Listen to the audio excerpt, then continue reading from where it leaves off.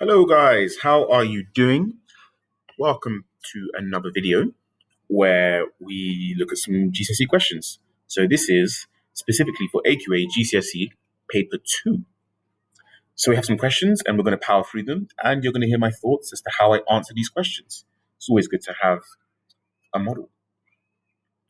So the first question, circle the identity. Well, this first one, x minus 3 all squared, is an expression.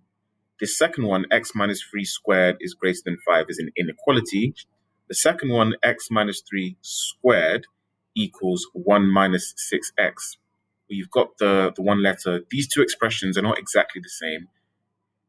And it's got the equal sign. It's an equation.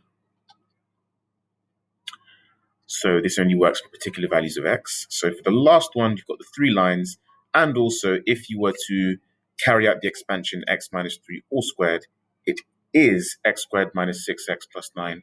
So this is the identity. Okay, next, circle the correct words to complete each sentence. X squared plus 3x equals 16 is, well, it's not an expression, there's an equal sign. It is indeed an equation because x squared plus 3x in general, if you were to factorize or manipulate it in some way, is not exactly the same as 16. This is only true for particular values of x. To be nice and brief, it can't be a formula because you would normally have more than one different variable. So the second one, v equals pi r squared h, well, it's not an expression, there's that equal sign. It's not an equation because you've got quite a few different unknowns and only one set of expressions put equal to each other. It's a formula. You've got more than one letter there. Okay, it's not an identity because you can't manipulate this pi r squared h to make it exactly the same thing as v. So this one's a formula. Next, x plus 3 all squared with the triple lines, x squared plus 6x plus 9. Well, if you were to expand x plus 3 all squared, it gives you x squared plus 6x plus 9. So that is an identity. 2x plus 3y, well, there is no equal sign, so we know it can't be an equation, can't be a formula, not going to be an identity, so we have an expression. Okay, moving on. Here are 4 triangles, and the question is asking which 2 triangles are congruent. Well, so they've all got the same angles and the same 8 centimeters, but we need to look at what is not the same. So let's look at this A and compare it to the others, maybe. So we've got 56 degrees, 25 degrees, and this 8 centimeters in between the two. For this next one, shape B, this 8 centimeters is not in between the 25 degrees and the 56 degrees. So that one can't be congruent. This 8 centimeters is also not in between. So that can't be congruent. This part D, look at that. The 8 centimeters is in between the 25 degrees and the 56 degrees, just like with part A. So A and D. I probably should have circled just the letter, but it's okay. We move. Okay.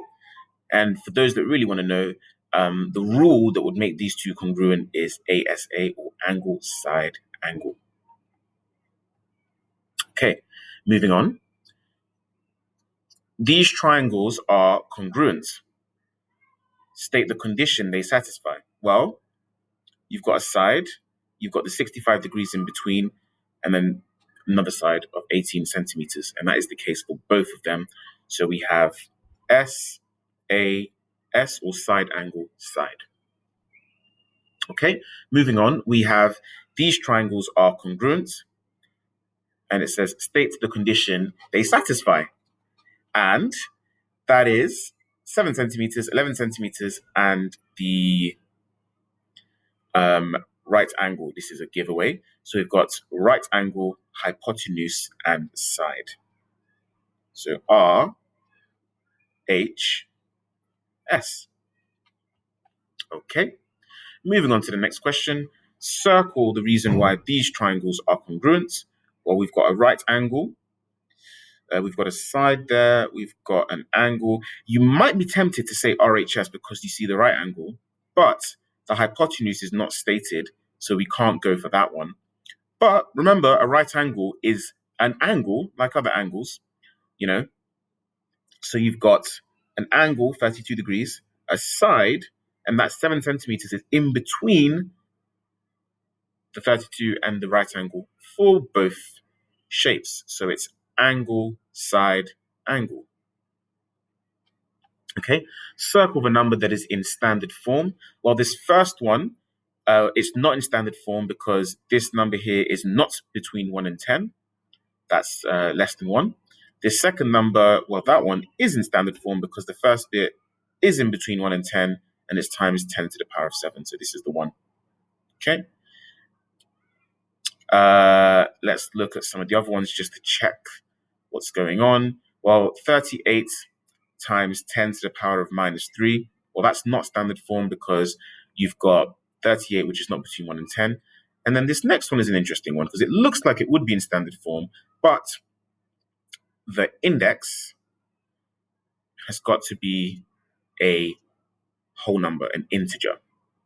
Okay, so that one's not going to work. Right. Next, what is 800 million rather, 800 million in standard form? Well, let's write it out first of all as a normal number. So 800, and then million is one set of 6 zeros. So 800 and the million.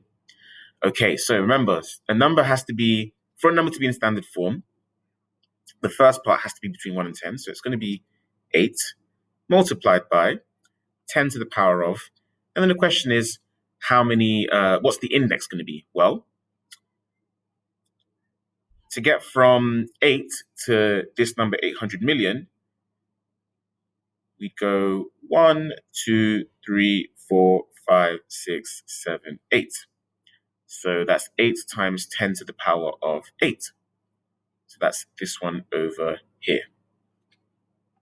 Okay. We'll leave it for this video and we will go into the next question in our next video. Take care, guys.